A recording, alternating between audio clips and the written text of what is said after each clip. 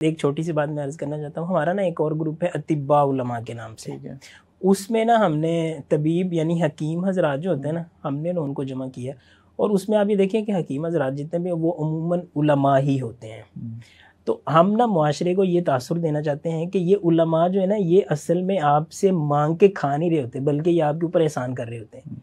और एक हकीम का मौजूद होना गोया कि एक मुआशरे की बहुत बड़ी ज़रूरत वो पूरी कर रहा है। तो इसलिए हमने ये भी एक ग्रुप बनाया ताकि ना लोगों यानी उस इसका एक मकसद वैसे ये भी था कि उलमा के अपने भी कई एक मसाइल होते हैं, सेहत के मसाइल होते हैं, उनका खुराक के मसाइल होते हैं। तो उसका एक तो हमारा ये था कि ये करें, फिर दूसरा हमारा ज़हन ये है कि हम ना इस तरह करके बाकायदा ये कॉन्फ्रेंसें जिस तरह होती हैं ना, तो हम कहते हैं जी तौहीद के ये मसाइल हैं, शिरक के ये मसाइल हैं, तो सेहत के मसाइल भी तो होने चाहिए कि नहीं होने चाहिए। अब आप देखें ना कि कितने लोग हैं जो मैदे के मरीज़ हैं और ये इस तरह की चीज़ें खाने की वजह से उनके मसाइल ख़राब हैं। तो हम ये चाहते हैं कि अतिब्बा उलमा के तहत ना हम इस तरह का सिलसिला शुरू करें।